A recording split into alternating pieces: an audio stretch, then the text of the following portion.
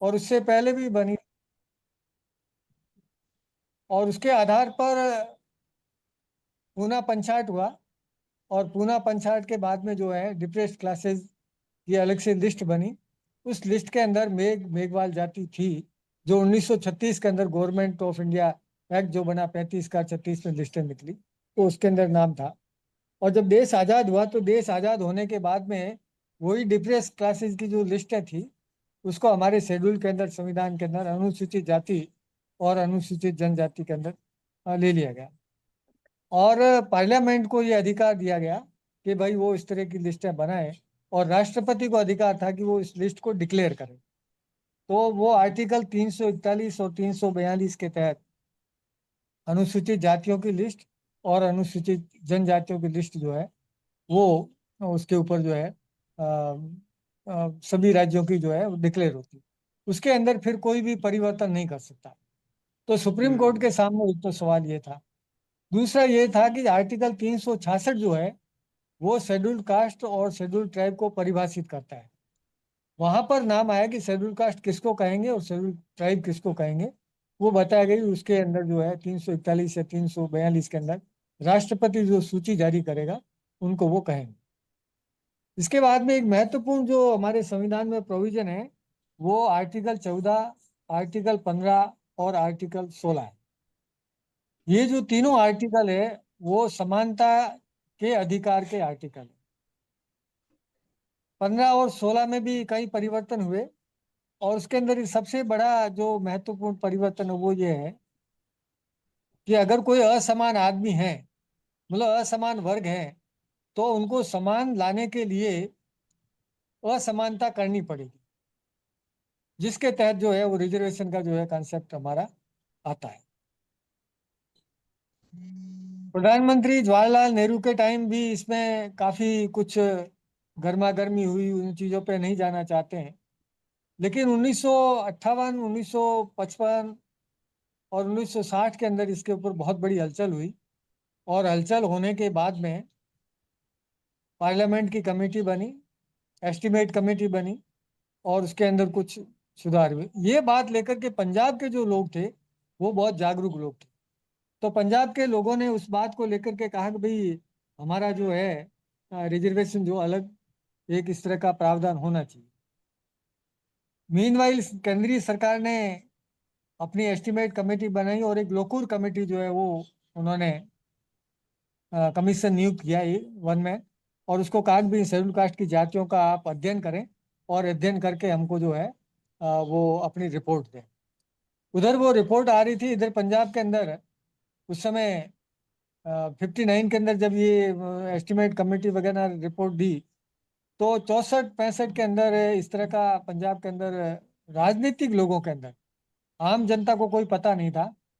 और यूं करते करते 1975 के अंदर जब ज्ञानी जेल सिंह पंजाब के मुख्यमंत्री थे, और बूटा सिंह पंजाब के बहुत दमदार नेता थे उस समय, तो उन्होंने कहा भी हम लोगों को जो है अलग से रिजर्वेशन मिलना चाहिए। और ऐसा करके वहां पे 5% रिजर्वेशन जो है 1975 में पंजाब गवर्नमेंट ने लागू किया। हरियाणा अलग होता है। उस 5% रिजर्वेशन के अंदर मजहबी और वाल्मीकि जातियां थी, और कुछ दूसरी जातियां जो है वो अलग ग्रुप बना करके हुई। जब हरियाणा अलग हुआ तो हरियाणा के अंदर भी ये मामला चला। उससे पहले आंध्रा के अंदर ये मामला चला। इन सब के बारे में मेरा फेसबुक के अंदर करीब 4 सीरीज के अंदर इसका आलेख लिखा हुआ है। आप उसमें पढ़ सकते हैं, क्योंकि मैं मेन मुद्दे पे आना चाहता हूँ, उस पर नहीं जाना। हरियाणा के अंदर भी जो रिजर्वेशन लागू हुआ वो भी राजनेताओं की सोच से लागू हुआ, किसी प्रकार का कोई जन आंदोलन नहीं था। लेकिन आंध्रा के अंदर जो है रिजर्वेशन लागू हुआ वो जनप्रतिनिधियों का, मतलब असेंबली से उपज नहीं थी। पंजाब और हरियाणा का जो रिजर्वेशन का बाइफर्केशन हुआ है वो विधायिका की उपज थी, राजनेताओं की उपज थी। लेकिन हरियाणा जो आंध्रा के अंदर जो है ऐसा नहीं था। आंध्रा के अंदर दो बड़ी जातियां हैं, एक माला जाति है और एक मादिगा जाति है। मादिगा जाति का बेसिक काम जो है चमड़े का है, वो चमड़े का काम करते हैं। और माला जाति है वो बुनकरी का काम करते हैं। और साथ में पुराने टाइम में वो मरे हुए जानवरों को खींच के भी बाहर फेंकते थे। लेकिन वहां पे माला जाति प्रॉस्पर जाति मानी जाती है। माला और मादिगा जाति दोनों जातियां आंध्र प्रदेश की 90% जनसंख्या को कवर करती है। तो उन लोगों ने देखा कि ये जो माला लोग हैं ये रिजर्व ये ज्यादा हैं, हम लोग कम हैं, तो उन्होंने वहां पे आंदोलन किया। और आंदोलन करने के बाद में वहां पे लागू करा। लेकिन वो लागू एजुकेशन और नौकरियों में दोनों में था। हरियाणा के अंदर भी एजुकेशन और नौकरियों में दोनों में था। तो इसके विरुद्ध में लोग कोर्ट में गए। जब कोर्ट में गए तो उसी समय पे आंध्र गवर्नमेंट एक्ट लेके आ गई, कानून कानून बना दिया उन्होंने कानून को लेकर के पार्लियामेंट को भेजा। और उसको लेकर के काफी केसेस चले। और चेन्नैया के केस के बारे में आपने सुना है, जिसके ऊपर सुप्रीम कोर्ट का ये जो आया। इधर जो है पंजाब के अंदर भी एक सिद्धू नाम के आदमी थे। 75 में जब पंजाब में ये बाइफरकेशन हुआ तो सिद्धू कोर्ट में गए। उसके बाद में कोर्ट ने पंजाब गवर्नमेंट के सर्कुलर को जो है वैलिड माना, उसको खारिज नहीं किया। उसके बाद में मीनवाइल 2004-5 के अंदर जब ये चेन्नैया का डिसीजन हो गया कि अभी सब कैटेगराइजेशन नहीं कर सकते हैं, तो पंजाब गवर्नमेंट के अंदर भी इस तरह का जो है मामला हुआ, लटक गया। हरियाणा गवर्नमेंट जो है पंजाब गवर्नमेंट के पीछे पीछे चलती आ रही थी। तो इन्होंने हरियाणा गवर्नमेंट ने भी अपना एक कानून बनाया। और कानून के अंदर उन्होंने एजुकेशन के अंदर और नौकरियों के अंदर अलग जो है कैटेगरी ए और कैटेगरी बी उन्होंने बनाई। पंजाब सरकार ने देवेंद्र सिंह बनाम पंजाब सरकार के केस के अंदर उसको खारिज कर लिया। तो उसके अंदर पंजाब गवर्नमेंट जो है सुप्रीम कोर्ट में गई। और ये जो निर्णय 7 जजों का जो हमारे पास में आया वो हमारे सामने। छनिया का जो डिसीजन हुआ था वो 5 जजेस का डिसीजन था। इसके बीच में इंदिरा साहनी का भी एक डिसीजन हुआ और कई डिसीजन और बीच के अंदर हुए। तो ये एक तरह से जो रिजर्वेशन की जो धारा चल रही थी, उस धारा के अंदर जो सब शेड्यूल कास्ट के लोग एक थे, उन लोगों को अलग अलग करके उनको उनके हिसाब से रिजर्वेशन देना, मतलब धारा को मोड़ना, मतलब माइक्रो कैटेगराइजेशन करने की ये बात हुई। इसको लेकर के जो बेला त्रिवेदी थी, उन्होंने इसका रिजाइनमेंट किया, उसने अपना अलग डिसीजन दिया। डिसीजन अलग देने का कारण ये था कि भी शेड्यूल कास्ट की जितनी भी जातियां हैं, जब राष्ट्रपति ने एक लिस्ट जारी कर दी है, तो लिस्ट जारी करने के बाद में अपने आप में एक ग्रुप बन जाता है। लेकिन सुप्रीम कोर्ट ने इस बात को नहीं माना। और उन्होंने कहा ये जो है वो एक सुपरफिशियल है, एक दिखावे का ग्रुप है। ये जातियां जो हैं वो अलग अलग हैं और रिजर्वेशन जो है वो इनका अलग जातियों को दिया जा सकता है। इसमें सबसे बड़ी जो बात थी वो आर्टिकल 341 और 342 का मामला तो था ही, 366 का भी था। लेकिन सबसे महत्वपूर्ण जो मामला था वो आर्टिकल 15(4) और 16(4) पे। इस पे इन्होंने कहा कि जो स्टेट है वो 15(4) और 16(4), 16(4) जो है 16(1) का जो समानता का अधिकार है कि राज्य कोई भी व्यवस्था किसी भी वर्गों के लिए कर सकता है, तो वो उसके अंदर बाध्यता नहीं है। और इंदिरा साहनी के अंदर भी जो कहा गया है कि अभी ओबीसी के अंदर जो है जो क्रीमी लेयर लागू कर सकते हैं, तो उसके लिए भी वो अपने आप में कह रहे हैं कि भी ग्रुप तो होना ही चाहिए। और शेड्यूल कास्ट जो है वो भी बैकवर्ड कम्युनिटी है, वो भी पिछड़ा वर्ग है। तो इसके अंदर जो है ये कैटेगराइजेशन होना होना चाहिए हमारी दृष्टि से। और उसका क्राइटेरिया क्या होना चाहिए, उसके लिए सुप्रीम कोर्ट के जजेस ने जो है कई तरह की चीजें उसमें दी हैं। सबसे महत्वपूर्ण चीज है वो ये है कि पहले जो शेड्यूल कास्ट की जो लिस्टें हैं, उसमें सोशली और एजुकेशनली बैकवर्डनेस जो है, ये दो दो क्राइटेरिया थे। सुप्रीम कोर्ट ने इसमें तीसरा क्राइटेरिया एजुकेशनली और जोड़ा। उसने कहा सोशली, एजुकेशनली और इकोनॉमिकली, इसके आधार पर पे किसी भी जातियां जो शेड्यूल कास्ट की है, उनका निर्धारण करेगी। और निर्धारण करके जितनी जनसंख्या है उस जनसंख्या के अनुपात में अगर नौकरियों में उनका प्रतिनिधित्व नहीं है, तो सरकार उनके लिए अलग सब कैटेगराइजेशन करके उनका अलग प्रावधान कर सकती है। एक बात तो ये उसमें महत्वपूर्ण थी। दूसरी जो सुप्रीम कोर्ट ने कहा है उसमें ये एक उन्होंने दिया है कि इसके अंदर रूरल और अर्बन ये क्राइटेरिया भी देखा जाना चाहिए। तीसरी जो महत्वपूर्ण बात जो अ, गवाई साहब ने कही वो ये थी कि इनके अंदर क्रीमी लेयर जो है वो लागू होना चाहिए। अब सरकार ने फटाफट करके क्रीमी लेयर वाले के अंदर तो डिसीजन दे दिया कि नहीं नहीं शेड्यूल कास्ट पे क्रीमी लेयर लागू नहीं हो सकती है, लेकिन सब कैटेगराइजेशन के बारे में सरकार ने कुछ नहीं बोला, और जो राज्य सरकारें हैं उन्होंने भी कुछ नहीं बोला। लेकिन ये डिसीजन आते ही हरियाणा गवर्नमेंट ने कहा कि हम तो इसको लागू करेंगे, और हरियाणा गवर्नमेंट में इलेक्शन भी होने थे, तो अगस्त के अंदर उन्होंने एक मीटिंग करी, और अगस्त के अंदर उन्होंने एक अपना कमीशन बनाया, और उसके अंदर उन्होंने जो नौकरियों का जो है वो डेटा इकट्ठा किया, और उन्होंने अपनी रिपोर्ट दी, और इलेक्शन में जाने से पहले उन्होंने कहा कि हम सब कैटेगराइजेशन करेंगे, और इलेक्शन के बाद में इनकी गवर्नमेंट बन गई। पहली कैबिनेट के अंदर भी इन्होंने कहा हम ये करेंगे, और 24 अभी जो है 13 तारीख को उन्होंने उसको इम्प्लीमेंट करने का ऑर्डर निकाला। तो ये बेसिकली जो है वो पीछे की बैकग्राउंड है। अब सवाल ये उठता है कि हरियाणा पंजाब से अलग हुआ, जो पंजाब के अंदर जो शेड्यूल कास्ट की जातियां हैं वही जातियां हरियाणा के अंदर 37 में से शायद 9 नंबर पे चमार जाति का ग्रुप है। ये जातियां ही नहीं, ग्रुप है। जितने भी शेड्यूल कास्ट की आप लिस्टें देखेंगे तो उसके अंदर जो उसके समान जातियां हैं, कोई भी जाति है उसका नाम कोई भी है, उसके समान तरह की सभी जातियों को एक ग्रुप में रखा गया है। जैसे हमारे राजस्थान के अंदर जो 17 नंबर पे चमार जाति है, हेडिंग है उसका, ग्रुप है, उस ग्रुप के अंदर 30 जातियां हैं। लेकिन हरियाणा के अंदर जो है वो 15 जातियां हैं, पंजाब के अंदर भी 15 है, उसको 11 के अंदर भी बांट सकते हैं। उसके अंदर मुख्य रूप से आपका जाटव है, चमार है, रेगर है, जटिया है, मलाई है, रामदासिया है। इस तरह की जातियां जो है हरियाणा के अंदर जो है शायद 9 नंबर पे है।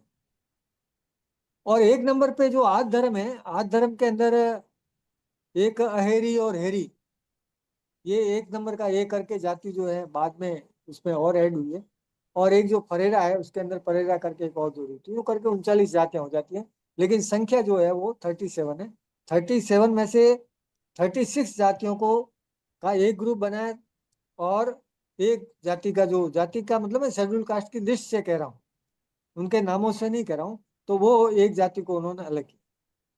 जो पहले हरियाणा गवर्नमेंट ने जो किया था उसके अंदर उन्होंने जो कमीशन बनाया था, उस कमीशन के अंदर पंजाब गवर्नमेंट ने भी कमीशन बनाया, आंध्र गवर्नमेंट में ने भी रामचंद्र राजू करके कमीशन बनाया, फिर बाद में एक रिटायर्ड जज थी, मेरे को नाम नहीं आ रहा, उसका कमीशन बनाया। और कमीशन बनाने के बाद में गुरु शरण ऐसा नाम था जो पंजाब नंबर, तो उसके अंदर उन्होंने 94 के अंदर जब ये किया तो 96 से इम्प्लीमेंट किया, तो उसमें उन्होंने पाया कि जो 9 नंबर पे जातियां हैं वे जातियां 63% नौकरियों में, जबकि पॉपुलेशन उनका जो है वो 48%। और बाकी जो 36 जातियां हैं जिनका पॉपुलेशन 52% है वो कम है। तो इसलिए इनका जो है अलग से प्रोविजन होना चाहिए, और इसको लेकर के 2000 के अंदर जो हरियाणा गवर्नमेंट के अंदर एक्ट बना वो चैलेंज हुआ किया। अब उसमें भी हम नहीं जाते। सवाल ये उठता है कि अभी जो बनाया गया है, ये जो आपका रिजर्वेशन का जो सब कैटेगराइजेशन किया गया है, इस कैटेगराइजेशन दो बातें जो सबसे महत्वपूर्ण आ रही है, वो बातें ये आ रही जो सोशल वेलफेयर का डिपार्टमेंट है हरियाणा का, उस डिपार्टमेंट के ऊपर ये कमीशन की रिपोर्ट उपलब्ध है। कोई भी उसको रिपोर्ट को देख सकता है कि इस रिपोर्ट में क्या है, कितनी जनसंख्या है और किस किस का क्या है। तो सबसे पहले मैं ये कहना चाहता हूँ हरियाणा के अंदर जो 37 जातियां हैं उसमें से 7 जातियां ऐसी हैं जिनकी जनसंख्या 1 लाख से ज्यादा है। उन 7 जातियों के अंदर वाल्मीकि है, दानक है, ओड है, बाजीगर है, मजहबी है, आद धर्मी है और कोरी है। और 7 जातियां ये ऐसी है जो 50 से 1 लाख के बीच में है। इसके अंदर मेघ जाति आती है। मेघ जाति के अंदर 2 नाम आते हैं, मेघ और मेघवाल, जो अभी शेड्यूल कास्ट की लिस्ट है उसके अंदर, मतलब इस ग्रुप के अंदर 2 जातियां हैं। लेकिन जो 9 नंबर पे जो चमार ग्रुप है उसके अंदर 15 जातियां। उसी प्रकार से दूसरी जातियां हैं, उनका पर्यायवाची है, या वो समान जाति है या उस जाति का दूसरा नाम है। एक जगह पे उसको कुछ कहते हैं, दूसरी जगह पे कुछ कहते हैं, लेकिन जाति एक ही है, तो उसको एक ग्रुप में रखा गया है। और इसके बारे में डिटेल एनालिसिस जो है लोकुर कमेटी में की गई है। और एंथ्रोपोलॉजिकल ऑफ इंडिया है, उसकी अंग्रेजों से लेकर के अभी तक जो रिपोर्टें छपती है उसके अंदर इन सब जातियों का एंथ्रोपोलॉजिकल स्टडी किया हुआ है। पीपल ऑफ इंडिया के नाम से वो पूरी सीरीज निकली है और उन सब के आधार पर इन जातियों के ग्रुप बने। लोग जातियों के ग्रुप ऐसे ही नहीं बने, किसी ने जोड़ा कि अभी इसको इसके साथ में जोड़ दें या इसको इसके साथ में जोड़ दें, ऐसा नहीं है। उनका पूरा एंथ्रोपोलॉजिकल स्टडी हुआ है और उनके ऑक्यूपेशन कब आए, उनकी जेन्युलॉजी कब आए, और पूरा ऐतिहासिक क्रम से अध्ययन होने के बाद में जिन जातियों को एक जैसा या एक जैसा पाया गया उनको एक ग्रुप में रखा गया। तो ग्रुप बनाने में एक बात तो ये हमारे को सामने आनी चाहिए। और 50,000 से कम के अंदर जो जातियां हैं वो 10,000 से लेकर के 50,000 के बीच में छोटी छोटी जातियां, जिसमें डूमना हो गया, सिकलीगर हो गया, आपका देहा हो गया, बंजारा हो गया, इस तरह की जातियां हैं। ये भी करीब 7-8 हैं। और 7-8 जातियां ऐसी हैं जिनकी जनसंख्या 1,000 के बराबर, या 1,000 से 1,000 और 10,000 के बीच में। और कुछ जातियां तो ऐसी हैं हरियाणा के अंदर 7-8 जातियां जिनकी तो 1,000 से भी कम संख्या है। तो जनसंख्या की दृष्टि से हरियाणा के अंदर जो सबसे प्रमुख जाति है, वो प्रमुख जाति आपकी सबसे प्रमुख जातियों के अंदर जो है वो वाल्मीकि जाति है। और वाल्मीकि के साथ में मजहबी जो है अलग नंबर पे है, लेकिन मजहबी को भी आपके एक ग्रुप में रखा हुआ है। पंजाब के अंदर मजहबी और वाल्मीकि को एक ग्रुप बना करके किया हुआ, लेकिन हरियाणा के अंदर चूंकि ये एक ग्रुप है इसके अंदर है, लेकिन जाति नाम से अलग है। तो सबसे जो ज्यादा जो जनसंख्या है वो जनसंख्या वाल्मीकि की है। और वाल्मीकि के बाद में हरियाणा के अंदर सबसे ज्यादा जनसंख्या है वो आपके धानका की है। अब करीब 16-17% जनसंख्या जो है वो वाल्मीकि जाति की हरियाणा में है, और 11% की जनसंख्या जो है धानक जाति की है जो हरियाणा के अंदर है। और मेघ जाति की जनसंख्या 1.21% हरियाणा के अंदर है। अब इसके अंदर जब आपका ये 27-28% दो जातियां हो जाती है, फिर वाल्मीकि वाल्मीकि जो है वो भी 4-5% है, वो भी जुड़ जाते हैं, तो करीब 30-40% हो जाते हैं। और बाकी वाली जातियां जो है वो जातियां 16% रहती है। 16% जातियों के अंदर जो बाकी की जो आपके 30 जातियां हैं, 30-32 जातियां हैं, वो सब 16%। और उस 16% में 1.21% जो है वो मेघ जाति का जनसंख्या है। तो ये तो जनसंख्या का आंकड़ा जो हरियाणा का है वो है। हरियाणा के अंदर 2011 के अंदर मेघों की जनसंख्या जो है वो आपके करीब 58,975 थी 2011 के अंदर। लेकिन अभी जो हरियाणा गवर्नमेंट ने सोशल वेलफेयर पे जो डेटा डाला है जिसके अंदर मेघ जाति की जनसंख्या लिखी है, वो उन्होंने 2024 के अनुसार लिखी है।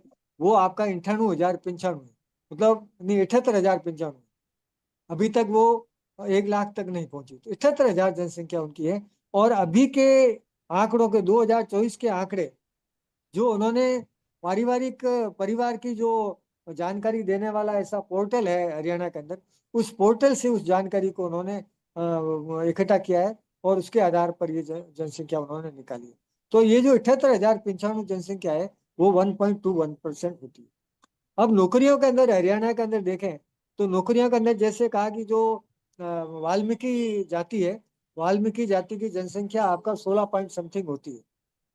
लेकिन टोटल उनका जो रिप्रेजेंटेशन है, अभी मैं टोटल कह रहा हूँ, टोटल हरियाणा के अंदर जो है टोटल 49,153 एम्प्लॉय जो है शेड्यूल कास्ट के हैं।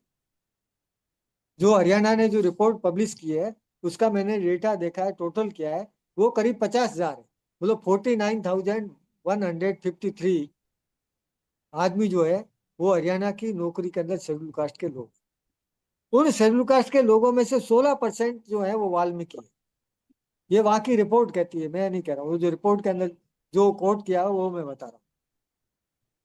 और मेघ जाति की जो जनसंख्या 1.21 है उसका रिप्रेजेंटेशन उतना ही है, 1.27 या ऐसा कुछ होता है, तो 0.0 से कुछ, मतलब वो अपनी जनसंख्या से ज्यादा होती है।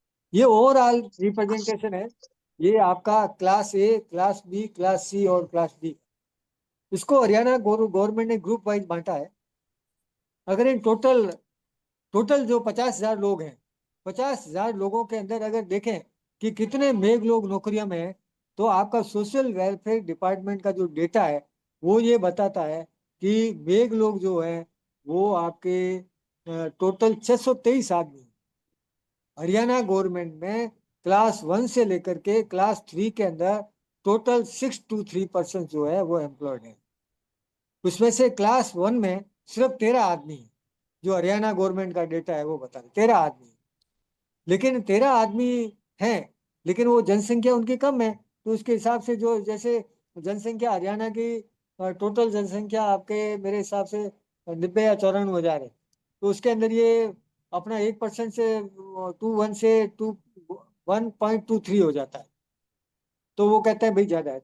लेकिन इसी प्रकार से जो आपका मजहबी ये दूसरे वोट है, ये तो अपनी जनसंख्या से बहुत ही ज्यादा है, वो उनका डेटा है, लेकिन इनको सबको जो है एक ग्रुप के अंदर रखा हुआ।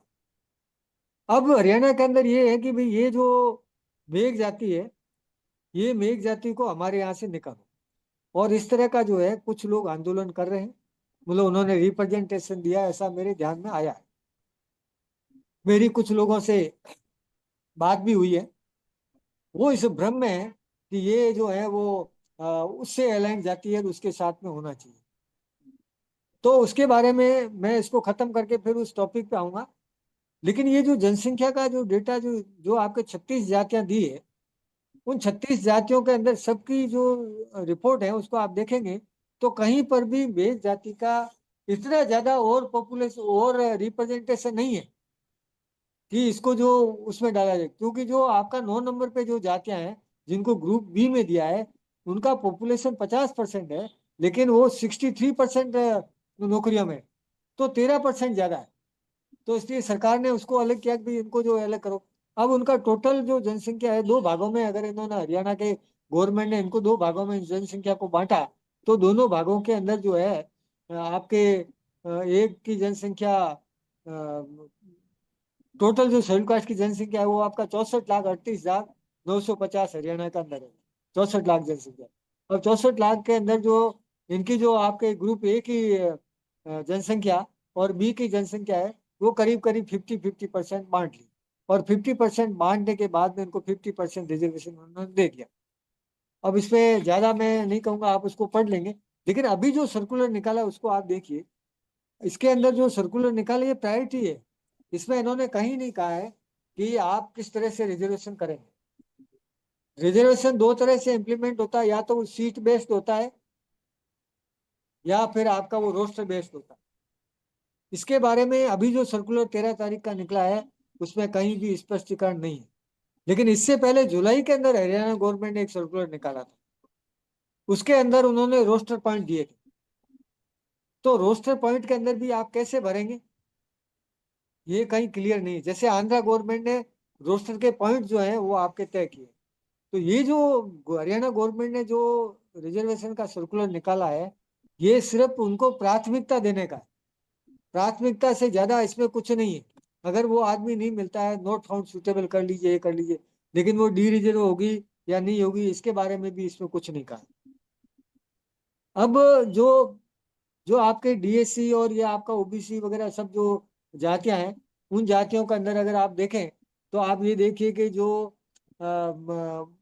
शेड्यूल कास्ट की दूसरी जातियां हैं, जैसे आज धर्मी है वो 386 है, धान का है वो 4,923 लोग हैं।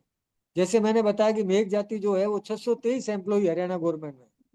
जो सोशल वेलफेयर का डेटा और जो मुख्यमंत्री ने जिस डेटा को दिया है देखा है और जिसके आधार पर निर्णय लिया है, उसके डेटा के अंदर 623 मेघ लोग हैं, और 4,923 धान का है, और 7,853 वाल्मीकि है। ये हरियाणा गवर्नमेंट के अंदर एम्प्लॉई है।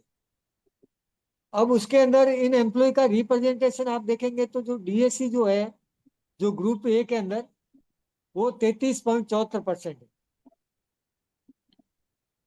33.74% है।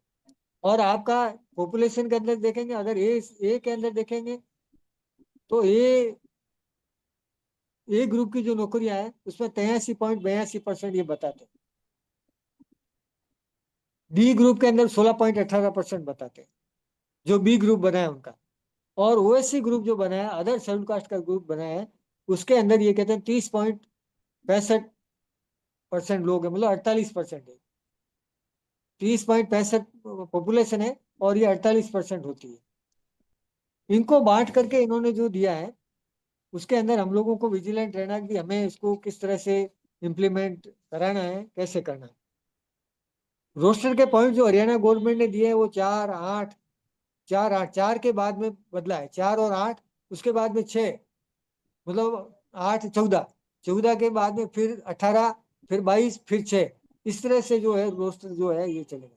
लेकिन इस रोस्टर के अंदर आप जो है ए ग्रुप को कौन सी पोस्ट देंगे और आप बी ग्रुप को कौन सी पोस्ट देंगे, इसके बारे में सर्कुलर क्लियर नहीं, जो आंध्रा के अंदर इसके बारे में क्लियर है। सिर्फ ये क्लियर किया गया है कि पहली पोस्ट जो बनेगी वो जो है आपका ए ग्रुप को मिलेगी और दूसरी पोस्ट जो है वो बी ग्रुप को मिलेगी। एक उदाहरण दिया भी, जैसे 9 पोस्टें हैं तो 5 पोस्टें पहले उनको दे देंगे, 4 इनको देंगे। दूसरी बार भी मान लो जी 9 निकलती और तो 5 ए को दे देंगे, 4 बी को दे देंगे, ये बात तो ठीक है। अब हमारे सामने ये समस्या एक दूसरी और है।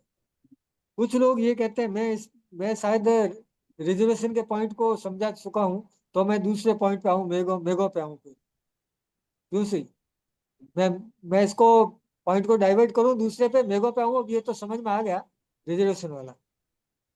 हेलो, मेरी आवाज आ रही है? हेलो। हाँ सर, आ रही है। हाँ, तो मैं दूसरे पॉइंट पे जाता हूँ। दूसरा पॉइंट ये है कि जो हरियाणा के अंदर मेघ है ये कौन है, ये कहाँ से आए? हरियाणा के अंदर मेघों की पॉपुलेशन भी बहुत कम है। चंडीगढ़ के अंदर तो सिर्फ 423 आदमी है।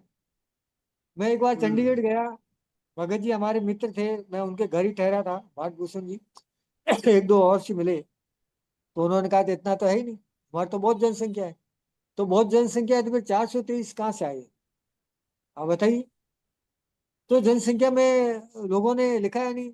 और ये जो सब आए हैं तो ये या तो पाकिस्तान से माइग्रेटेड होकर आए या और कई प्रदेशों से आए, ऐसा इनका जो है जो एंथ्रोपोलॉजिकल स्टडी है वो बता रही है। एंथ्रोपोलॉजिकल स्टडी में जो पीपल ऑफ इंडिया है, बुक सीरीज है, उसके अंदर हरियाणा के अंदर आप मेघ जाति का बायोडेटा देखेंगे तो ये बता रहे हैं कि आज से 400 वर्ष पहले जम्मू से लोग जो है हरियाणा के अंदर आए थे। उनका कामकाज कपड़ा बुनना और खेती मजदूरी करना और इसी तरह के अलाइन काम जो है वो रहे। तो इस जाति के अंदर जो मेघ नाम से जाति है, इस जाति का ये उत्पन्न कहाँ से हुई, इसकी पीछे की बैकग्राउंड क्या है, और इसके अंदर ग्रुप के अंदर जो लोग हैं वे आपस में कैसे हैं, क्या है, ये एक बहुत बड़ा सवाल है जो इन दिनों हरियाणा के अंदर चल रहा है। तो मैं 5-10 मिनट इसके बारे में भी बताना चाहूंगा कि जो एंथ्रोपोलॉजिकल स्टडी है, जम्मू का इतिहास है। मैंने जम्मू का चरक, जो आपके चरक बहुत बड़े इतिहासकार है जम्मू कश्मीर के, उनकी पुस्तक पढ़ी है। एक शिव निर्मोही है, उनकी पढ़ी है। कश्मीर एंड पीपल, उनकी किताब पढ़ी, और भी कई किताबें हैं, उनकी सबकी पुस्तकें मैंने आपके जम्मू कश्मीर की पढ़ी। इधर आपका पंजाब जो पाकिस्तान में है, उनकी पॉपुलेशन, उनकी जातियों की हिस्ट्री को मैंने देखा है। इधर हमारा मारवाड़ है, इधर भी देखा है। और जो इतिहासकारों ने लिखा है उसके अंदर ये बताया गया है कि भारत के अंदर जिस सिंधु घाटी सभ्यता की हम बात कर रहे हैं, वहां के जो वासिंदे थे, वे वासिंदे प्री आर्यन है। आर्यों से पहले वे वहां पर रह रहे थे, और रहने के बाद में इस तरह की कोई जातियां नहीं थी। तो जहां पे वो रह रहे थे उनकी जगह के आधार पे उन लोगों के नाम जो है हो गए। जनरल कनिंघम ने आर्काइलोजी सर्वे ऑफ इंडिया की जो सेकंड रिपोर्ट है उसके अंदर उन्होंने बताया कि ये जो सतलज नदी है इसका नाम जो है यूनान के लोगों ने मेगासस लिखा है, और मेगासस का उन्होंने अनुवाद करके कहा कि इसका नाम सतुद्री होता है हिंदी के अंदर, जिसका वेदों के अंदर जिक्र है। सतुद्री नदी का वेदों के अंदर जिक्र है, जिसको आजकल हम सतलज कहते हैं। कुछ इतिहासकारों ने कनिंगम के इस बात को कहा कि ये रावी नदी की बात करें, ये जो मेघों का जो कंसंट्रेशन है वो रावी पे था। लेकिन उस नदी के पास रहने से इनका नाम मेघ हुआ, एक तो ये धारणा है। और वो नदी मेघों के नाम से मेघाद्री या मेघाद्रु कही जाती थी। और मेघाद्री का नाम आपके वैदिक लिटरेचर में है, बाद में वो शतुद्री के नाम से आता है। तो सबसे पहले हमको वहां पर इस जाति का प्रमाण मिलता है। लेकिन जातियां जिस तरह की आज है वैसी नहीं थी, उस पर भी मैं आता हूँ। दूसरा, जो सिकंदर भारत के अंदर आया, तो सिकंदर की रावी के चेनाब के मुहाने पे लड़ाई हुई, तो वहां पर दो तरह के पुरुष जो है वो सिकंदर से लड़े, और भी कई लोग लड़े। लेकिन सिकंदर की सेना के अंदर बहुत नहीं, पोरुष की सेना में बहुत बड़े हाथी थे, सफेद हाथी पे वो चलता था। उस पोरुष को उन्होंने कहा कि ये जो है ये मेघलाई जाति का है। मेघलाई, MEGALLAI, ये स्पेलिंग है जो यूनानी किताबों में भी है, इंग्लिश के अंदर भी। तो वो मेघलाई जाति का था, तो इस नाम की संबंधता मेघ जाति से होती है, ऐसा मैंने अपनी किताबों में लिखा है। दूसरा जो पुरुष छोटा था, वो भी इसका भतीजा था। वो वहां से लड़े, वो वहीं पे लड़े जहां पे मेघों का पहले का रहवास था, जहां वो रहते थे। तो वहां से पहला माइग्रेशन उस समय होता है। और जनरल कनिंगम कहते हैं कि ये माइग्रेशन पंजाब से आपके लुधियाना, जालंधर, इधर आपका अबोर, और इधर आपका जो भटिंडा वगैरह इधर की तरफ ये उस समय आते हैं। उसके बाद में मेघों का दूसरा सबसे बड़ा माइग्रेशन जो है, वो ये कहते हैं कि मुसलमानों के आक्रमण के समय हुआ। और मुसलमानों के टाइम में जब आक्रमण होता है, तो उस समय वहां के मेघ लोग जो थे वो पहाड़ों की तरफ चले गए। पहाड़ों की कंदरा में जम्मू वगैरह जो है वहां पे चले। इसलिए हम जम्मू के इतिहास में देखते हैं कि जम्मू के इतिहास के अंदर जो राजपूत लोग नवीं शताब्दी या 12वीं 11वीं में जाते हैं, तो उससे पहले जहां जहां पे वो जाते हैं वहां पर वो मेघ लोग होते हैं। चाहे आपका मानतलाई का हो, चाहे आपका दूसरी जगह हो, कहीं भी जाओ, चाहे आपका सिद्धेश्वर हो, यहाँ जहां जहां भी जाते हैं तो वहां पर उन लोगों से वो अपनी सत्ता को लेते हैं। तो ये दूसरा माइग्रेशन हमको मुसलमानों के टाइम इनका दिखता है। तो ये जाति वहां से माइग्रेट हुई। एक जो योगी जी ने और कुछ और लोगों ने लिखा है, वो लिखा है कि ये माइग्रेशन इससे भी पहले हुआ। इससे पहले के माइग्रेशन के अंदर ये लोग जो विंध्याचल की तरफ जाए गए, तो विंध्याचल भारत को दो भागों में बांटता है, एक आपका दक्षिण का और। तो दक्षिण के भाग के अंदर जो मेघ लोग वहां पे गए, तो वो आपके उड़ीसा जो है वहां पे गए। और उन्होंने कहा ये ओड्र नाम की एक शाखा जो मेघों पे थी, जो मारवाड़ के अंदर मेघों के अंदर एक ओड्रा शाखा है, उस ओड्रा शाखा कहते हैं कि ओड्र शाखा जो है वो वहां पर गई। और वहां पर जो आपको महामेघवान खारवेल वगैरह मिलते हैं, वो उसी जाति से थे, उसको छेदी वंश से वो जोड़ते हैं। और वहां जब वो डिफीट खाते हैं तो वो कौशाम्बी में आते हैं। फिर आपका अभी जो खुदाई हुई है जो आपके छत्तीसगढ़ वगैरह में, वहां पे मेघों के नाम के सिक्के कहीं मिले हैं। तो ये यहाँ एरिया में, यहाँ फिर ये घूमे, तो यहाँ से मारवाड़ में आए, फिर आपके पंजाब गए, फिर सिंध गए, और इस तरह गुजरात की तरफ गए। तो भारत के अंदर माइग्रेशन इनका हुआ। लेकिन इनका जो बेल्ट है, वो बेल्ट जो एंथ्रोपोलॉजिकल स्टडी में जिन लोगों ने बताया है, जिन लोगों ने स्टडी की है, वो हिमालय की तलहटी से लेकर के मेघना नदी तक है। जो मेघाद्रु नदी पुराना सतलज का नाम है, जहां जहां गए वहां पर उस नदी का नाम उनके नाम से हुआ, जो ब्रह्मपुत्र नदी है। ब्रह्मपुत्र की एक सहायक नदी है जिसका नाम मेघना है। तो जो ये जो हिमालय के तलहटी के नीचे का बेल्ट है, मेघ लोग इधर चले। और फिर वहां पर जो दूसरे लोग बाहर के लोग आए, चाहे मुसलमान आओ, चाहे आर्य आओ, चाहे कोई भी आओ, तो उन लोगों से इनकी झड़प होती है, तो वो लोग गंगा की तरफ, नीचे की तरफ गए। लेकिन मेघों का जो प्रवर्जन है वो हिमालय की तलहटी इधर हुआ। तो इस प्रकार से जो मेघ लोग आज भारत में हमको मिलते हैं, 12 स्टेट के अंदर हमको मिलते हैं, उसके अंदर सबसे बड़ा जो इनका जनसंख्या है वो राजस्थान में है। और राजस्थान के अंदर मेघ, मेघवाल, मेघवाल और मेघवाल, चार नाम से एक ग्रुप। उसके बाद में सबसे ज्यादा अगर मेघों की जनसंख्या है तो वो जम्मू कश्मीर में। जम्मू कश्मीर के बाद में जो है आपका गुजरात में है, गुजरात के बाद में मध्य प्रदेश है, और फिर आपके दूसरे आपका चंडीगढ़ हो गया, आपका हरियाणा हो गया, पंजाब हो गया, और हिमाचल प्रदेश हो गया। इस तरह के प्रदेश, कर्नाटका के अंदर भी 50-60 लोग वहां भी है। तो इसके अलावा कहीं पर भी नहीं। लेकिन जो मध्यकाल के अंदर जब मुगल लोग आए, तो मुगलों के टाइम में जहांगीर ने सूरत के अंदर मेघों को जो है वो आपका जागीरें दी। इसका उनकी जीवनी के अंदर आप पढ़ेंगे तो आपको उसको मिलेगा।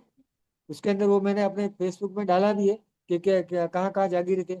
अकबर के टाइम में यूपी के अंदर वहाँ पे जागीरें थी। वहाँ का एरिया जो मेघावती कहलाता था। उसी प्रकार से जालंधर के अंदर जब सिखों का शासन जो आया, सिखों से पहले जो मैं नाम भूल रहा हूँ, उसने मेघों के एरिया को जो हरा करके उनसे अपना राज लिया। उसी प्रकार से 500 वर्ष तक का जो है जापान आपका जम्मू के अंदर मेघों का शासन रहा। और कहा यह भी जाता है कि जम्मू की स्थापना जम्बू नाम के एक मेघ ने की। ये सब कथा है, लेकिन कहीं पर भी उनका सिलसिलेवार इतिहास नहीं मिलता है। इतिहास नहीं मिलता है, कथा कहानियों में ये कहा जाता है, लेकिन इतिहास तो लिखित में होना चाहिए, लिखित इतिहास है नहीं। बिखरे हुए टुकड़ों को किसी ने इकट्ठा करके इतिहास बनाने की कोशिश नहीं करी। और जिन लोगों ने इस इतिहास के महत्व को समझा, ये 19वीं शताब्दी की बात है, 18वीं 19वीं के बाद में। उससे पहले भारत का इतिहास कहीं लिखित नहीं है। तो उन लोगों ने उन चीजों को जोड़ जाड़ करके अपना एक स्ट्रीम बना करके कहा कि हम लोगों का ये इतिहास है। हम लोगों के इसकी तरफ चेतना नहीं रही, तो हम लोगों का कहीं पर भी लिखित सिलसिलेवार इतिहास नहीं है। लेकिन मेघ कौम भारत की सबसे प्राचीन जाति है, और इस जाति से निकल करके कई जातियां बनी हैं। जब आप 1931 का, शायद 31 का ही, यूपी का आगरा का सेंसस देखेंगे, तो वहाँ मेघ लोगों को जो है वो राजपूत जाति के अंदर लिखा गया है।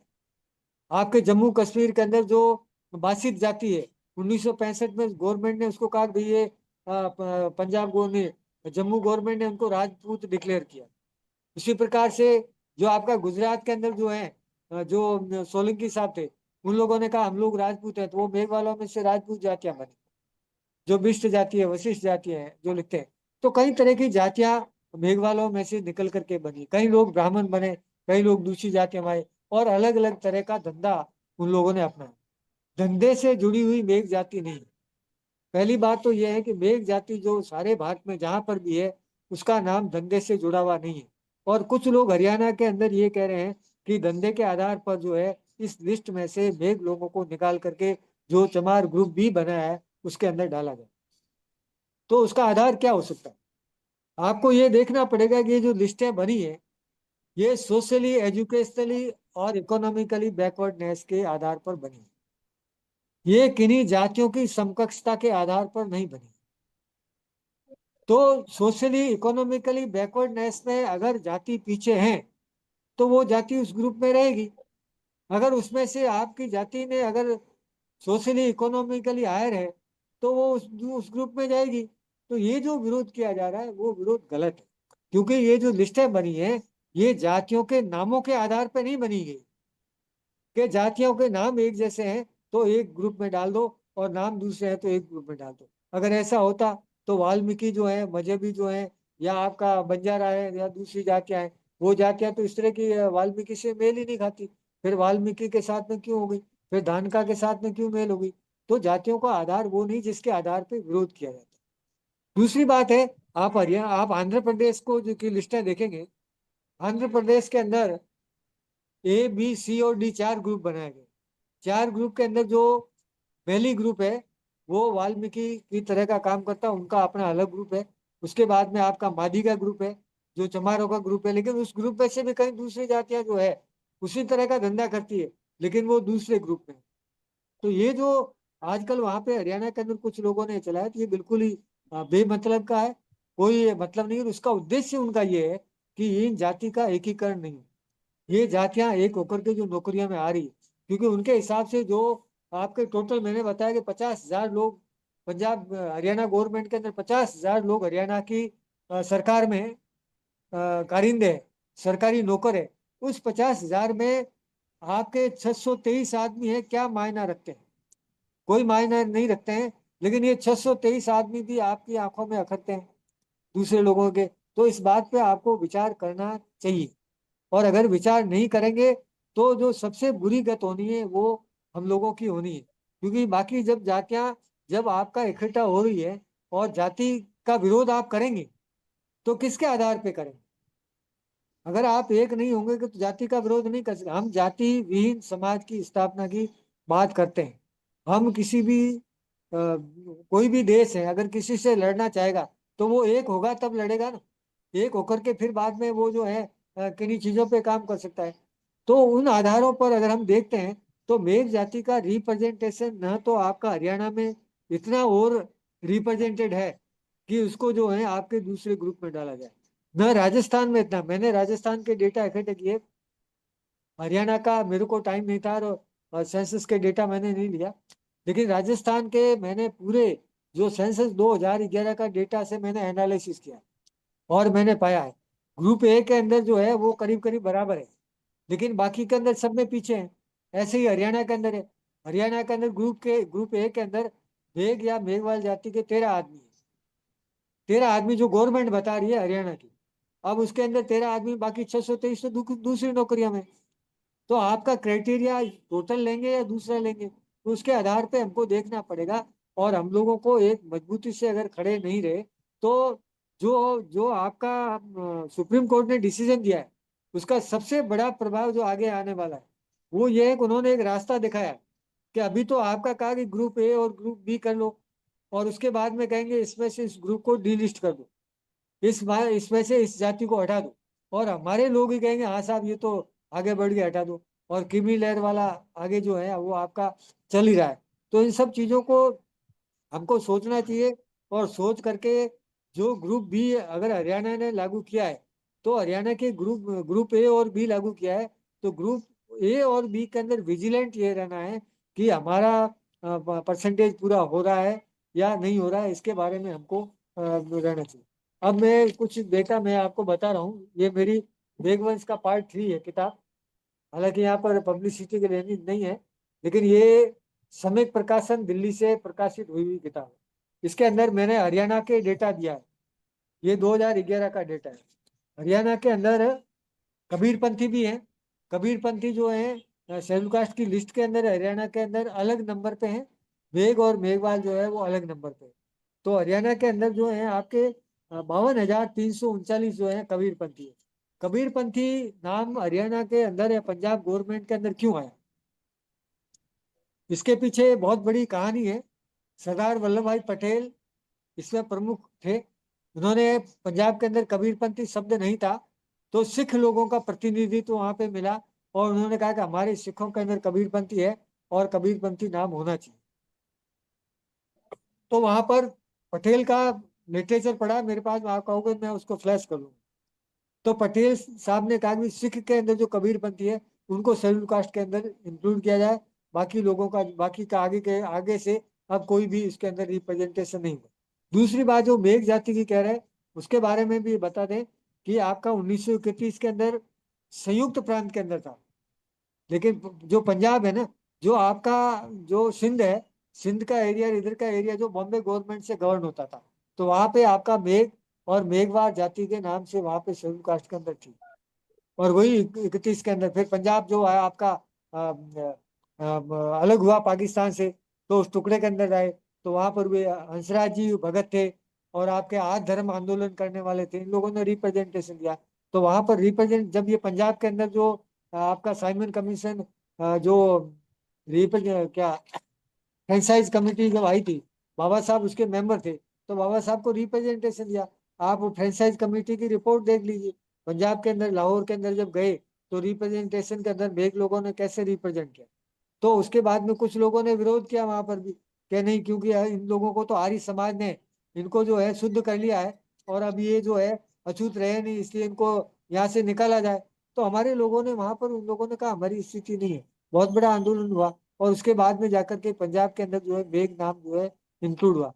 उसी प्रकार से आपका जम्मू में देख लीजिए, जो रिजर्वेशन भारत के अंदर लागू था 1976 75 तक आपका 70 तक का इसके जम्मू में सर्विसेज में था ही नहीं। जम्मू में अमरनाथ जी को जो है आंदोलन करना पड़ा, शहादत देनी पड़ी। तो हम लोगों ने जो जो दूसरी जातियां हैं उन्होंने आंदोलन नहीं किए, जगह जगह पे देखेंगे लोगों ने आंदोलन किए, लेकिन मेघों के अंदर इतने आपस में धंधे करके अलग अलग हो गए कि इसके अंदर जो है कई लोग कहते हैं गोत्र नहीं मिलते हैं।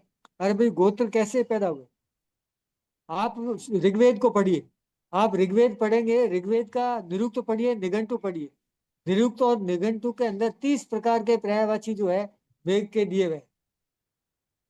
क्या वो 30 प्रकार के नाम आपके जम्मू और पंजाब के अंदर मेघों के नहीं है?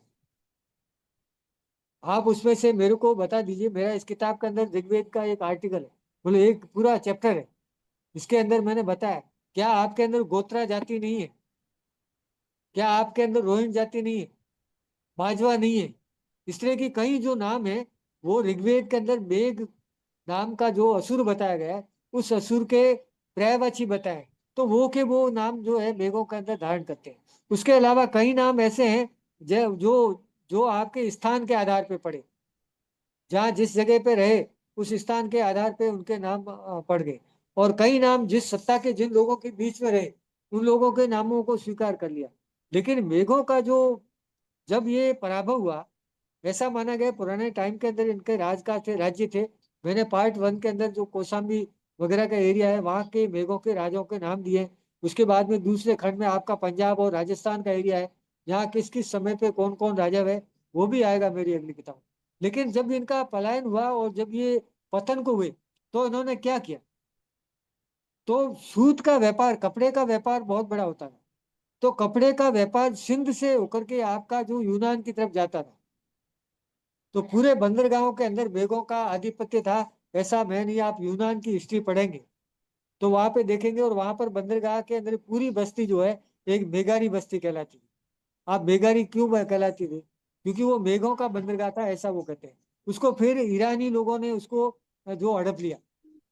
तो ये सिकंदर के बाद की स्थिति में मेघ लोगों ने अपने आप को जो कपड़े के धंधे के अंदर स्टेब्लिश किया। उसके बाद में कुछ लोग कहते हैं कि नहीं, कबीर साहब के कहने के बाद में हुआ, लेकिन कपड़ा तो उससे भी पहले था। तो कई लोग ये कहते हैं भाई कपड़े के अलावा भी कई काम करते रहे।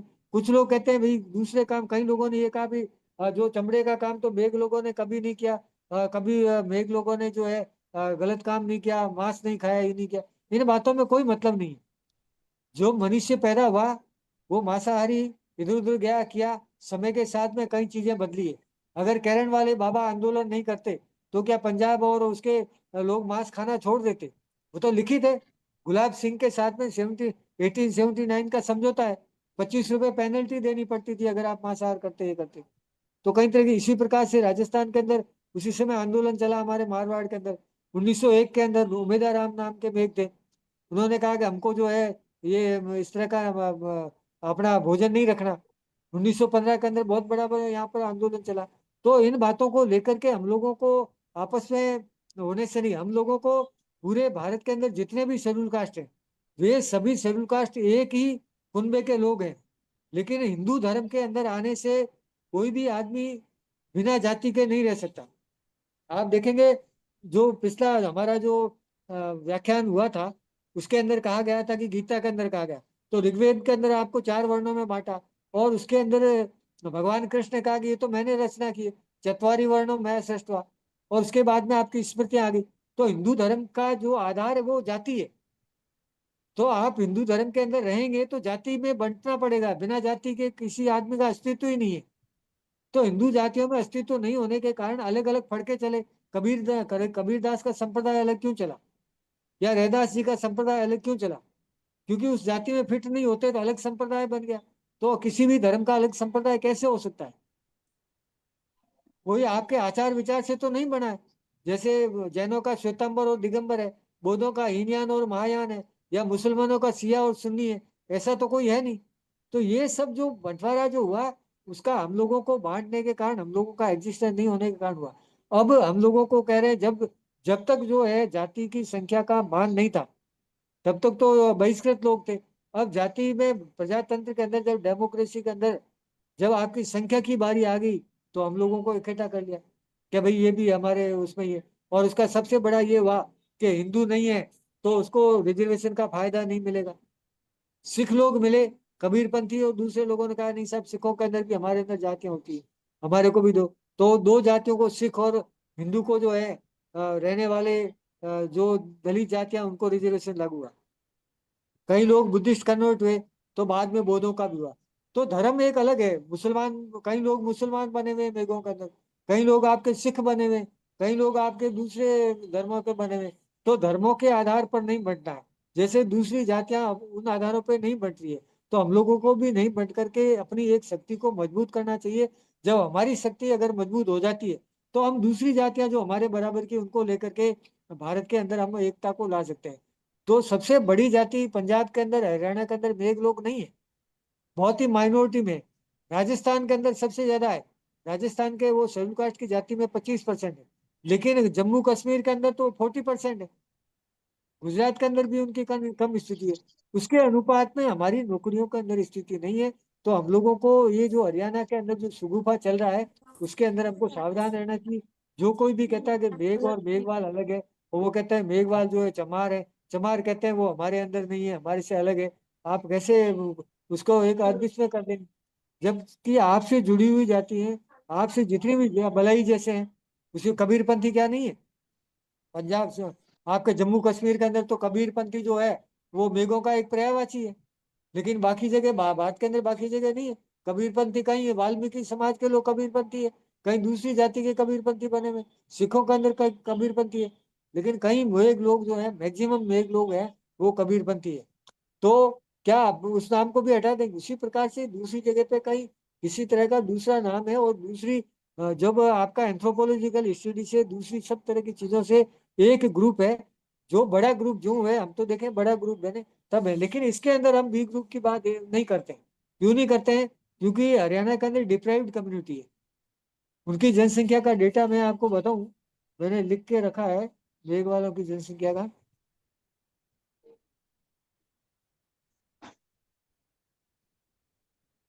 कहीं लिखा था मैं, अभी मेरे पास तो नहीं है। जो भी है, ग्रुप ए के अंदर हरियाणा के अंदर आपके 2% शेड्यूल कास्ट के लोग हैं। ग्रुप ए की जितनी नौकरियां हैं उसमें 2% जो है वो आपके शेड्यूल कास्ट के 2% लोग ग्रुप ए में, और आपके ग्रुप बी के अंदर 12% लोग हैं। ग्रुप ए में 2% है, ग्रुप बी में 12% है, ग्रुप सी में 63% है, ग्रुप डी में 23%। ये हरियाणा के अंदर शेड्यूल कास्ट की पोजीशन। तो जहाँ ग्रुप दो के 2% है, और 2% के अंदर जो है बेग लोग तो वैसे ही 1% है, उनकी जनसंख्या कोई मतलब ही नहीं। ऊंट के मुंह में जीरो डाले जैसी बात है। उसके अंदर भी हम लोग कहें कि ये नहीं वो नहीं, तो उससे कोई मतलब नहीं है। तो मेरा तो इस आज के जो ये जो रखा गया रोशन लाल जी भगत ने, और आपके भगत साहब ने, जो प्रोफेसर साहब ने उस दिन मैं आपके मीट में शामिल था, तो उसके अंदर कहा, तो मोटे रूप में मैंने ये बात आपके सामने रखी है। अब इसके बारे में किसी प्रकार का अगर कोई क्वेरी हो, कोई शंका हो, तो मैं उसके आधार पे बात करना उचित समझू, क्योंकि मैंने तो मोटे रूप में एक भूमिका, एक बैकग्राउंड रखी है, मोटे रूप में ये चीज हमारी है। हाँ, आपको और करता हूँ। Thank you. Hello. Thank you professor sir, बहुत बहुत शुक्रिया। बेहतरीन जानकारी सर आपने दी है। शुक्रिया और आपका।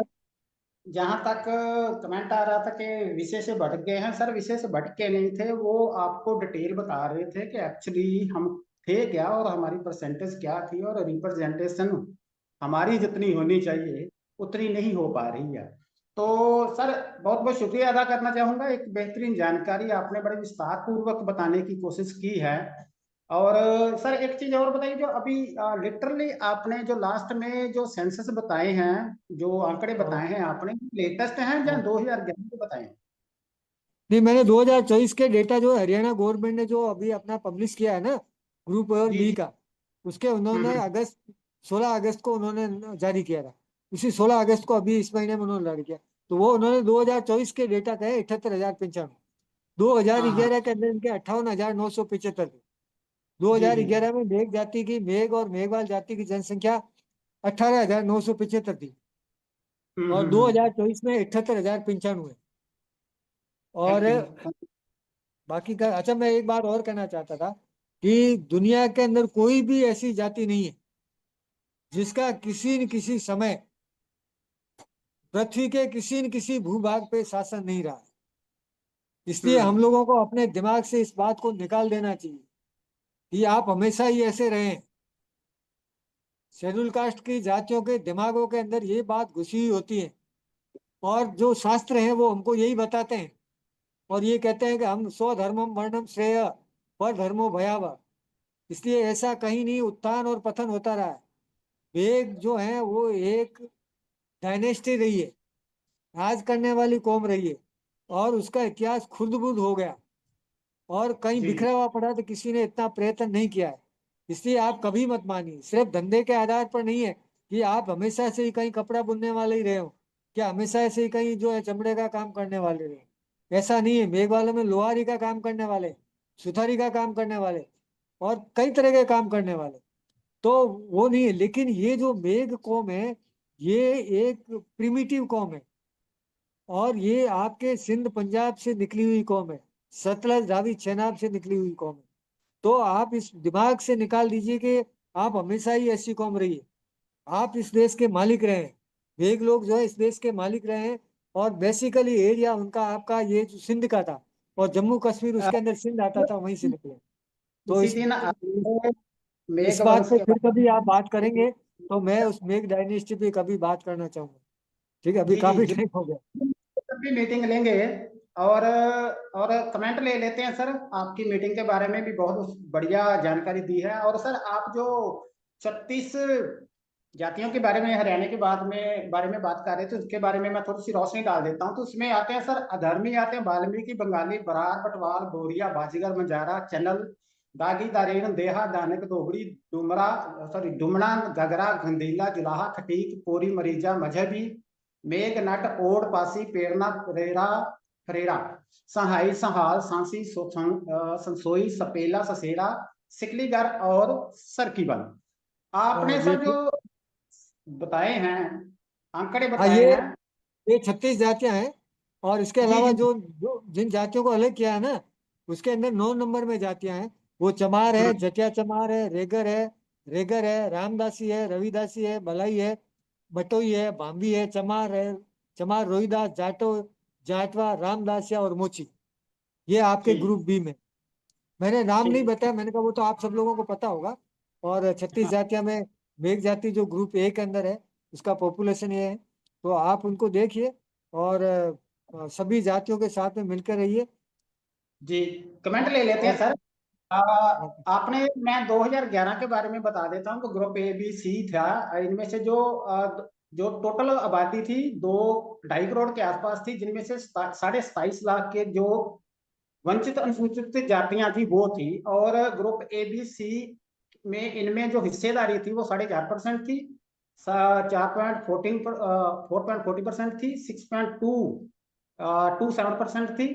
और इसके अलावा 27.5 लाख के आसपास जो अनुसूचित जातियों की जनसंख्या थी, इनमें भी ग्रुप एबीसी 11% 13.5% और 11.8%। पढ़े लिखे लोग कितने थे? ग्रुप 3.5% ग्रेजुएट, और 3.75% थे वो 12वीं क्लास तक थे। 6.5% हाई स्कूल तक थे, और 46% सर लोग थे जो वो अनपढ़ थे। ये 2011 का हरियाणा का। हाँ, 2011 में हरियाणा में मेघ जाति की जो जनसंख्या थी ना, उसके अनुसार जी जी जो साक्षर लोग थे वो 58.89% साक्षर है, पढ़ना लिखना जानते हैं। ये जी सेंसस के जी। डेटा से बताता हूँ। और हाँ जो वही वही। हाँ, और जो स्त्रियां की पढ़ने लिखे का परसेंटेज 41%। ले लेते हैं है रोशन जी। जी का जायजा। उसके बाद फिर कोई और बात कहना चाहता है, उनके पास चलेंगे तो अपनी बात रखिए। फिर लास्ट में हाँ हम बिल्कुल, हाँ प्रोफेसर साहब रोशन जी के बेटा। उनसे बात हाँ, उनका पॉइंट ले लेंगे। रोशन सर आप। अनम्यूट हूँ मैं, बोल। ठीक है। जी जी बोलिए सर, ओके। अपनी बात आप कहें वैसे। प्रोफेसर गौतम सर, मैंने कहीं पढ़ा था कि ये जो जनका जाति है, ये मेघों की ही एक जाति है, क्या ये ठीक है? तानका जाति का जो मूल निवास है वो दिल्ली के आसपास का एरिया है, हम्म। इसलिए ये दिल्ली और हरियाणा में ही है। सर पंजाब और में नहीं है? है, पंजाब में नहीं है, आवाज आ रही, अबोहर के पास मलोट का जो आवाज आ रही सर। डिस्ट्रिक्ट। हाँ हाँ, आ रही है आ सर, रही आ है। रही है तो कट आ रही है। हाँ, और देखिए, ये कपड़ा, कुछ लोग कपड़ा बुनते हैं, इनको भी बाम्बी कहते हैं। कई जगह पे इनको भी बाम्बी कहते हैं, कई जगह पे जो मेघों को भी बाम्बी कहते हैं। बाम्बी का मतलब होता है बेगार करने वाला, मतलब किसी भी तरह की बेगार ये निकालने का काम जो करते हैं। और राजस्थान में ये जाति नहीं है, राजस्थान की जाति नहीं है, लेकिन राजस्थान में शेड्यूल कास्ट में है। तो हरियाणा और दिल्ली के अंदर धानका है, और धानका जाति का अपना स्वायत्त है। और कई लोग इनमें से कपड़ा बुनते हैं, कई लोग कपड़ा बुनते हैं, कई जातियां बुनते हैं। जैसे जाट है वो कपड़ा बुनते हैं, आपके चारण है वो भी कपड़ा बुनते हैं, कई लोग कपड़ा बुनते हैं। तो कपड़ा बुनना जो है वो उनका एक एंसिलरी काम है, लेकिन वेग जाति का एंसिलरी काम नहीं होकर के मेन प्रोफेशन है। तो कपड़ा बुनने वाली कई जातियां हैं, तो कपड़ा बुनना एक क्राइटेरिया नहीं है। एक तो उसका मेन प्रोफेशन होना, एक एंसिलरी वर्क होना। तो एंसिलरी वर्क के आधार पे किसी भी जाति को किसी ग्रुप में नहीं डालते, लेकिन मेन काम क्या है? तो मेन काम जो प्रमुख काम है उनका, जिसके आधार पे उनकी जीविका चलती है, तो वो आधार जो है उसके आधार पर वेग से जुड़ी हुई जातियां उनको है। जैसे आप साउथ में जाते हैं तो माला मिलेंगे। और एक बात मैं और कहना चाहता हूँ, ये जो अभी जो चमार का झगड़ा जो चला है, अगर मेरे को परमिशन है 2 मिनट लूंगा और, तो ये झगड़ा आपके हरियाणा के एक मिस्टर आरपी सिंह नाम के आदमी है, जो आईपीएस है। हालांकि ये बात मेरे को यहाँ नहीं कहनी चाहिए, लेकिन ये स्पष्ट करना चाहिए। उन लोगों ने एक किताब जो है वो मेघवंश के ऊपर लिखा, उसके अंदर उन्होंने मेघ जाति के पर्यायवाची लिखे। उसके अंदर उन्होंने चमार जाति के पर्यायवाची जहाँ जहाँ थे उनको उठा करके उनके साथ में लिखा। तो उस चीज को देख करके जो मेरी दानको से बात, उन्होंने कहा अभी आपका तो इसमें लिखा हुआ है, इसलिए उस ग्रुप में जाना चाहिए। तो उन्होंने अपने हिसाब से वो जो किया, और उसमें क्या हुआ कि हरियाणा गवर्नमेंट ने, इन्होंने अपना रिप्रेजेंटेशन दिया कि भाई हम लोगों का जो है नाम जो है वो चमार से मेघवाल जो है कर दिया जाए। तो ये चमार से मेघवाल करने का जो कंसेप्ट है उसको भी हमको समझना चाहिए। इसलिए मैं 2 मिनट इस पर परमिशन दो तो 2 मिनट इस पर बात करना चाहूंगा। बोलूं इस संक्षेप पे? में कर दीजिए, अभी हो गया, मैं जी, कमेंट भी लेने हैं। जी जी। हाँ ठीक एक है, मिनट में। अगली जी अगली मीटिंग में करेंगे, ठीक है। जी ठीक। रोशन सर, कुछ और कहना चाहेंगे आप? मैं सर यही कहना चाहता हूँ कि जो पंजाब के जो धानका लोग हैं जो कबीर साहब को मानते हैं, लेकिन ये गुरुद्वारा में जाते हैं, मंदिर में नहीं, कबीर के मंदिर में नहीं, गुरुद्वारे इन्होंने बनाए हैं कबीर साहब के। ठीक है हाँ सर, नहीं, ठीक है। सही है। धान का लोग कपड़े का काम भी, कपड़ा बुनने का भी करते हैं, अलग काम करते हैं, लेकिन ये वैग्रेंट कम्युनिटी रही है। ठीक सर, थैंक ठीक है। Thank you sir, thank you, बहुत बहुत शुक्रिया। उसके बाद डीपी भगत जी के पास चलते हैं। धर्मपाल सर, आप अनम्यूट हो सकते हैं, अपनी बात को रखिए सर, संक्षेप में रख लीजिएगा सर। धर्मपाल जी, अपनी बात को रखिए सर, आप अनम्यूट हैं।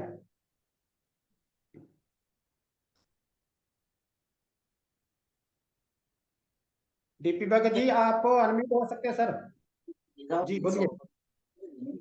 ਇਹਨੂੰ ਉਹ ਹੈ ਤੇ ਉਹ ਮੁੰਡਾ ਛੋਟੂ ਵੀ ਬੋਲਿਆ ਤੇ ਕਹਿੰਦਾ ਪਤਾ ਕੀ ਕਰਦਾ, ਆਉਂਦਾ ਹੀ ਉਹ ਤੇ ਚਾਹ ਪੀ ਜਾਂਦਾ, आंदा ਤੇ ਉਹ कर लेता बस नहीं है बहना अपनी मुंगा बात, तेज लग अनम्यूट है वीडियो आपका हैंड, बात रखिए अपनी। ते तू अपनी भी वीडियो कर दिया वीडियो अपनी जैन राम जी, एक बात जी, उनको 2 टाइम इनको छोड़ दो, वो आगे पीछे होंगे, बाद में दे जी देना टाइम, आपके आगे 2 टाइम। आप अनम्यूट हैं। हाँ, सभी को जय भीम। जय भीम। मैं जयनारायण मेघवाल जोधपुर से हूँ। और मैं मेरा परिचय दे दूं। मैं राजस्थान आबकारी विभाग में डिप्टी कमिश्नर के पोस्ट से रिटायर्ड हूँ, और यहाँ जोधपुर में सोशल एक्टिविटीज के अंदर भी हम हिस्सा लेते रहते हैं। और हमने ताराराम जी के साथ में यहाँ पे जोधपुर में भी एक गोष्ठी की थी। ताराराम जी बहुत ही प्रखर वक्ता है, निस्संदेह है, इसमें कोई शक की बात नहीं। और उनका जो ज्ञान है वो असीमित है। उसका हमें मेघवाल समाज को फायदा लेना चाहिए, मेरा यह मानना है।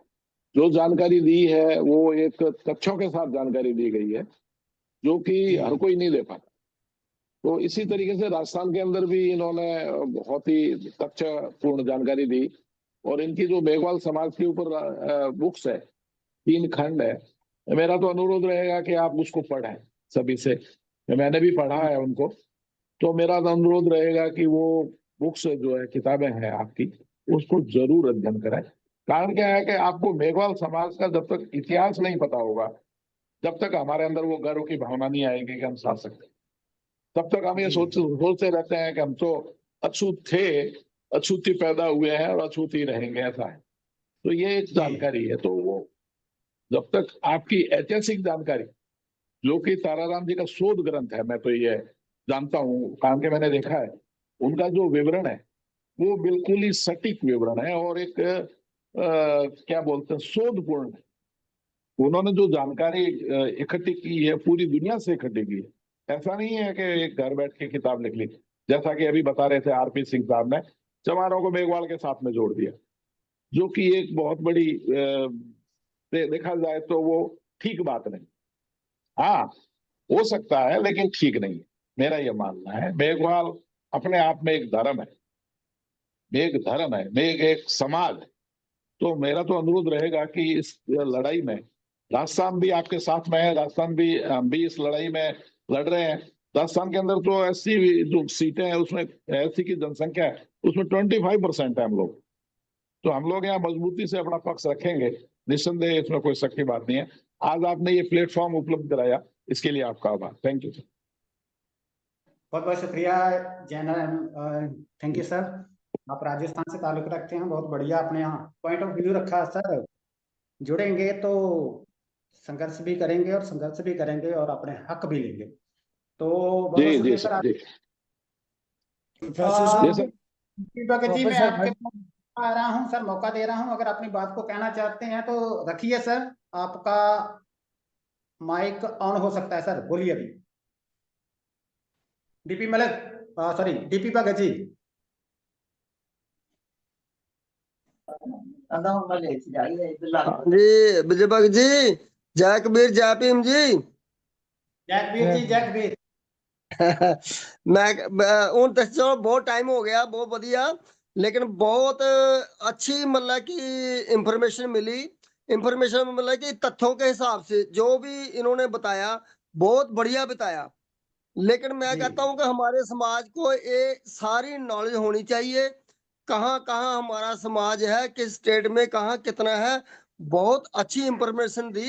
अभी ज्यादा टाइम नहीं है, लेकिन फिर भी मैं कहता हूं कि हमारे समाज को एकजुटता दिखानी चाहिए, चाहे वो मेघवंश को लेके, कबीर पंथ को लेके, चाहे जुलाहा, चाहे कुछ भी लेके, जो हमारा समाज है वही है और हम एक हैं, एक रहेंगे।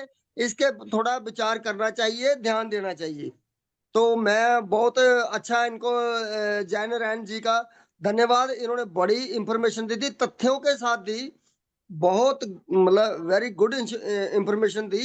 हमको इनके ऊपर सबको फॉलो करना चाहिए, है ना। तो so very nice of you, thank you, so nice of thank you. You. जय कबीर जय कबीर। धन्यवाद आपका अपना पॉइंट रखने के लिए। और लास्ट में चलते हैं अब प्रोफेसर सर के पास, राजकुमार सर। आपको मैं अनम्यूट कर रहा हूँ सर, आपका पॉइंट बहुत मैटर करता है, अपनी बात को रखिए सर, आपका भी point of view. Over to you sir. हाँ जी सर। हेलो। हाँ जी बोलिए सर। हेलो सर अपने हाँ ताराराम जी जी, सर। सर हेडफोन लगा। मैं ताराराम जी को तो बहुत काफी बधाई देना चाहता हूँ इतनी। और अपने हेडफोन अच्छा उतारो पहले प्रोफेसर साहब। ताराराम जी, बहुत ही बढ़िया इंफॉर्मेशन आपने दी है। और कि जितने भी हमारे साथी इस जूम मीटिंग में आए हैं, उन्होंने इनका बहुत ही ज्यादा आनंद माना है। और मुझे उम्मीद है कि आने वाले समय में भी आप इस तरह की इंफॉर्मेशन, क्योंकि इतनी डेप्थ में जो आपने बताया है, तो शायद हमारे समाज में इतने डेप्थ में कोई भी व्यक्ति इतनी सूचना नहीं प्रोवाइड कर सकता। लेकिन ताराराम जी का अध्ययन बहुत ज्यादा है और वो एक दिन रात ये अपने मेघ समाज के ऊपर ही काम करते हैं। और काफी चीजें जब हमें भी नहीं पता चलती तो हम उनसे स्पेशल कॉल करके उनसे बात करते हैं, कोई क्वेरी होती है। ऐसे ही हमारे जैसे गोत्रा जी हैं, वो भी इसी विषय पर ही काम करते हैं। भारत भूषण जी थे, उन्होंने भी, जो चंडीगढ़ से थे, उन्होंने भी इस पे काफी काम किया था। तो जो आज की मीटिंग है, मैं ताराराम जी को बहुत बहुत बधाई देना चाहता हूँ और उनका, और अगर सारा समाज अगर इनको फॉलो करता रहेगा तो मेरा ख्याल है कि इनकी जो बुक्स हैं, जो जितने भी जो सम्यक पब्लिकेशन में हैं वहां पर, तो उसमें कोशिश हमने करनी चाहिए कि वो सभी जो बुक्स हैं वो पढ़नी चाहिए, क्योंकि जब तक हम पढ़ेंगे नहीं, क्योंकि हमारे समाज में सबसे बड़ी प्रॉब्लम ये है कि हम पढ़ते नहीं हैं और दूसरी है लिखते नहीं हैं, और लिखने वाले कम हैं, अब पढ़ने वाले भी इतने ज्यादा, लेकिन उसका भी हम भरपाई करने के लिए कोशिश ये कर रहे हैं कि जो सोशल मीडिया पे जो ऐसी इंफॉर्मेशंस हैं, हम उनको वहां पर शेयर करते हैं, लोगों में फ्लैश आउट करते हैं, ताकि लोगों को कुछ ना कुछ पता चले। लेकिन हम अब जीरो पे नहीं है। आज हमारा समाज ताराराम गौतम जी जैसे जो गोत्रा जी जैसे जो भारत भूषण समाज के लिए काम कर रहे हैं, वो बहुत ही बढ़िया तरीके से अब लोगों ने जो मेघवंश को समझने की शुरुआत कर दी है। क्योंकि जब तक हम लोगों तक नहीं जाएंगे, लोग उसको जब जस्टिफाई हम उनको कर सकते हैं कि ये जो मेघवाल जो मेघवंश है, ये एक ही चीज है, और इनका मूल जो है वो बेसिकली सिंध से ही है, जो इंडस वैली सिविलाइजेशन है। हमें मान होना चाहिए, है हमारा ये पूरी दुनिया में, कि अगर हम इस बात को अपने समाज के एक एक व्यक्ति के दिमाग में डाल दें कि इंडस वैली सिविलाइजेशन जो मेघों की सिविलाइजेशन थी, जो सप्त सिंधु जो 7 रिवर्स पे रूल जिनका था, और जो बेसिकली जो मूल निवासी भारत के हैं वो मेघ ही हैं। उसके बाद आर्यन के इन्वेशन के बाद मेघों के जो खदेड़ा गया इनको, लेकिन इन्होंने कभी समय समय पर फिर भी इस धरती पर अपना दोबारा शासन भी स्थापित किया, जैसे ताराराम जी ने जो मेघ डायनेस्टी की बात की है, जहाँ पोरस की बात की है, ऐसे ऐसे इंफॉर्मेशन हैं कि अगर हम अपनी लाइफ में ये जो सूचनाएं अपने समाज के हर एक व्यक्ति, चाहे वो यंगस्टर हो, चाहे वो बच्चे हों, चाहे बुजुर्ग हों, चाहे औरतें हों, अगर उन तक पहुंचाएंगे, तो मेरा ख्याल है कि वो दिन दूर नहीं है कि हमारे समाज में जो जागृति है, जो चेतनता है, वो ज्यादा से ज्यादा बढ़ेगी और लोग एकजुट होंगे। और आज की मीटिंग के लिए जो विजय जी हैं, रोशन लाल जी हैं, और जितने भी साथी आज इस मीटिंग में आए हैं, और खासकर ताराराम जी जिन्होंने आज इस मीटिंग को सारा हमारे इतनी बड़ी इंफॉर्मेशन दी है, और थोड़े समय में पूरी जो हिस्ट्री हमें बता दी है। और आने वाले समय भी मैं ताराराम जी प्लीज आपसे रिक्वेस्ट करूंगा, जब भी हमें आपकी जरूरत पड़े तो प्लीज ऐसे ही मतलब हम आपकी सेवाएं लेते रहेंगे और कोशिश करते रहेंगे कि समाज को जागरूक करते रहें। और अब वैसे हम दूसरी भी कोशिश कर रहे हैं कि अगर कोई जो प्रोग्राम करेंगे, जब बड़ी मीटिंग करेंगे, तो उसमें भी आपको इनवाइट करेंगे, और कम से कम आपको आधा पौना घंटा वहां पर लोगों को जो फेस टू फेस भी हम चाहते हैं लोगों के आपको उनके करें। तो इसके लिए राम जी और आज के जितने भी हमारे साथी इस मीटिंग में आए हैं, उनका बहुत बहुत धन्यवाद। धन्यवाद। जय भीम, जय भारत, नमो बुद्धाय, जय मेघवंश, धन कबीर, जय Kabir. Thank you sir. Thank thank you, बहुत बहुत शुक्रिया। और लास्ट में हैं राय साहब, तो JS राय जी, जोगिंदर सिंह राय सर। सर आपको मैं मौका दे रहा हूं, अपनी बात पर रख सकते हैं सर, संक्षेप में रखिएगा, समय काफी हो गया। Over to you sir. आवाज आ रही है मेरी? जी सर बोलिए। जी, सभी साथियों को क्रांतिकारी जय भीम, जय भारत, जय कबीर। काफी संक्षेप में और लंबा चौड़ा बताया ताराराम जी ने। मैं इनकी बातों से सहमत हूं, लेकिन विषय से भटक गए ये। तो जिस विषय पे बात हो तो उसी विषय पे बात करनी चाहिए। हमारे पास तो दुनिया भर का ज्ञान है, इतिहास है हमारा, हमारी डायनेस्टीज रही हैं। सर माइक बंद हो गया आपका।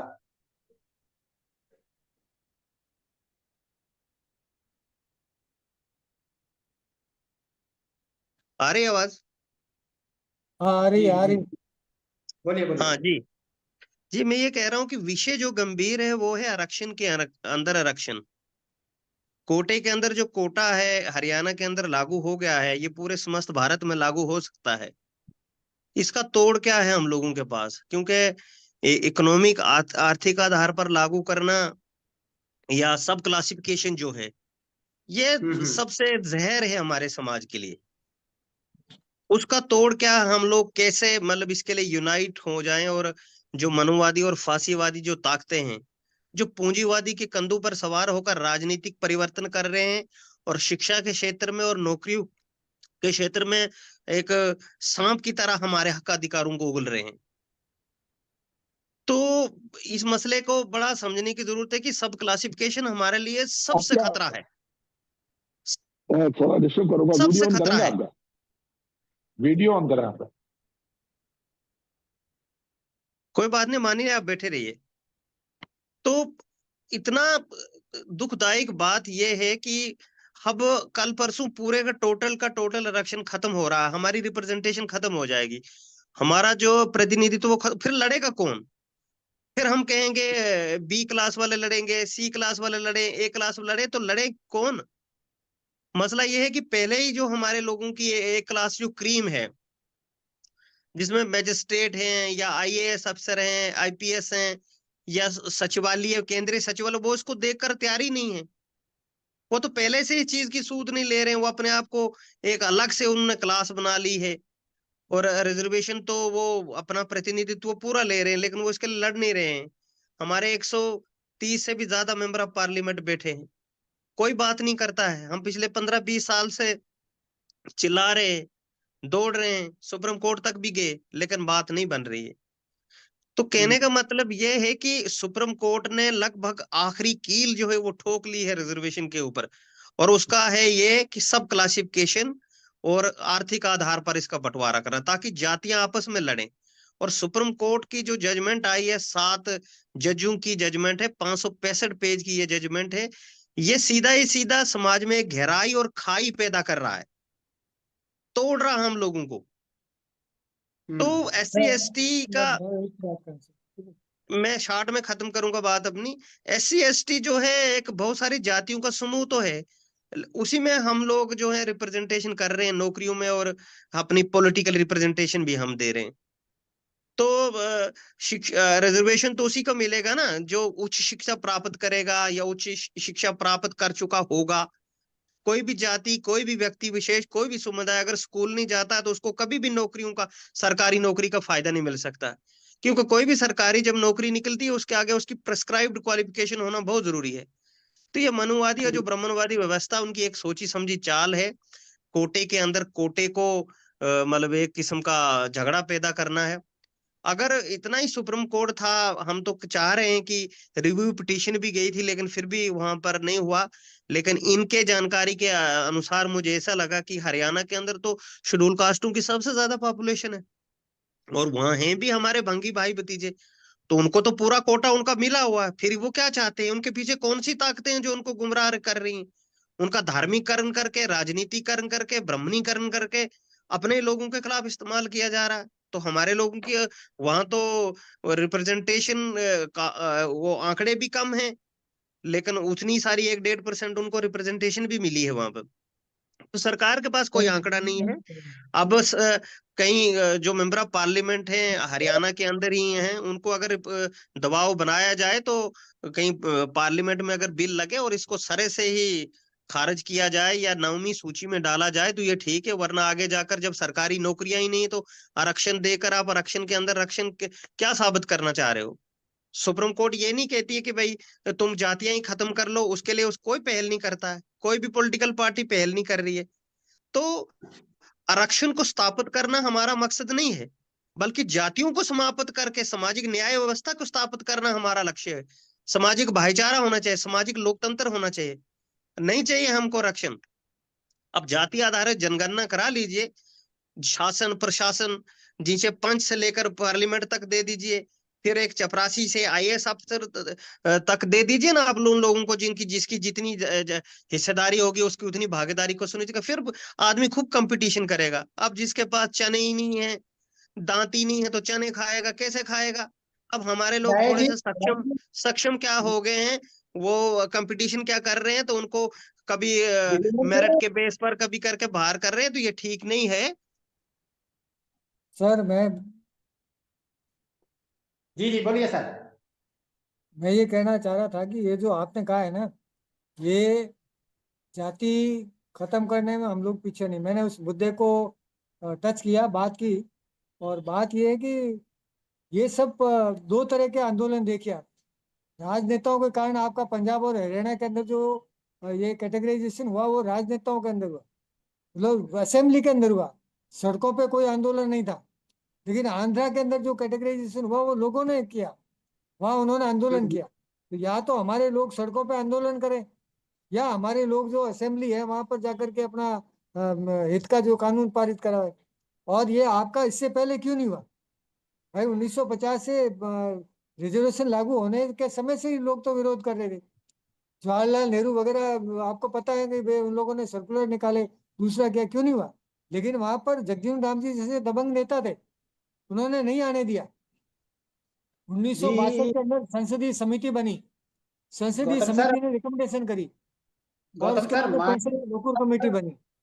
सर तो माजरत समय काफी हमारे हो गया है। आदमी होने चाहिए, है नहीं? सर रिजर्वेशन के ऊपर, आरक्षण के ऊपर आपसे पूरा सेशन लेंगे और डिटेल से, मेरे ख्याल से आपसे बेहतर कोई नहीं बता सकता कि आरक्षण था बिल्कुल क्या। और बिल्कुल। बोलिए एक सर। मीटिंग जो है वो प्रोफेसर ताराराम गौतम जी को देंगे हम। एक एक बच्चे को बोलेंगे, एक मीटिंग देंगे राय साहब को, जगदीप सिंह राय जी को एक मीटिंग देंगे। आवाज नहीं आ रही। हाँ तो फिर अरे टाइम भाई जो मैं बनाएगा फाइनल बात कर रहा हूँ, एक बात गौर से सुनिए, गौर से सुनिए। हाँ सुनाइए सर। बस ये है कि आप एक दो मीटिंग और लगाइए, और जनवरी में जब पार्लियामेंट का सेशन शुरू होने वाला है, हम लोग एक ग्रुप बनाते हैं, और हम अगर 5-10 दिन भी हमारे पे छुट्टियां होती हैं, दिल्ली में बैठेंगे, कुछ सांसदों से मिलेंगे, कुछ पार्लियामेंटेरियन से डिस्कस करेंगे, कुछ एडवोकेट से डिस्कस करेंगे, और पार्लियामेंट में इस आवाज को उठाने की कोशिश करेंगे।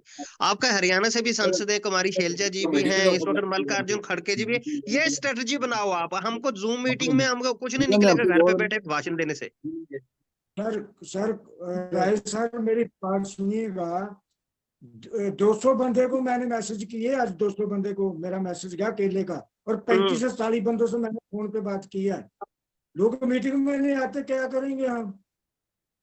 मैं आपकी बात से सहमत हूँ। आप क्या सोचते हैं, ये लंगड़ा लुल्ला समाज है, ये कहीं निकलने वाला? यही बस जो 35-40 बंदे जिनको समझ हो गई होगा, आ गई है, वही निकलेंगे। काम करने वाला एक दो ही है बस।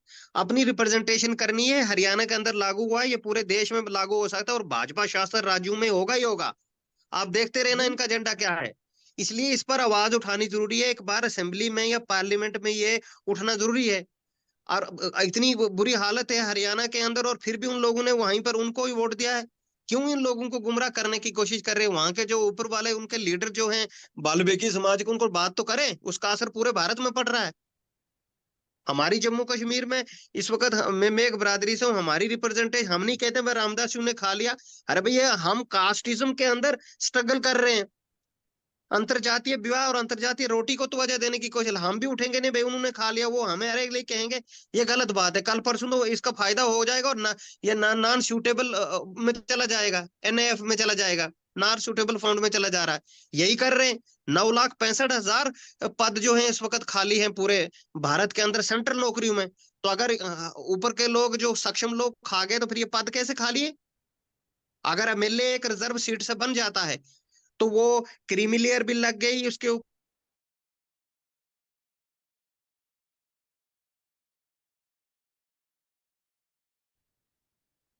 शायद अनम्यूट हो गया। तो काफी समय भी हो चुका है, तो आज के सेशन को हम विराम देने की कोशिश करेंगे, क्योंकि जो कुछ हो चुका है हरियाणा में, जैसे राय साहब कह रहे हैं कि वो उसकी आग देश के बाकी हिस्सों में भी पहुंचेगी। तो हमें सतर्क रहने की जरूरत है, एकत्र होने की जरूरत है, और आगे बढ़ने की जरूरत है। तो रोशन सर कुछ कहना चाहते हैं? जी, हैंड राइज कर दिए सर, नहीं तो ढूंढना पड़ेगा।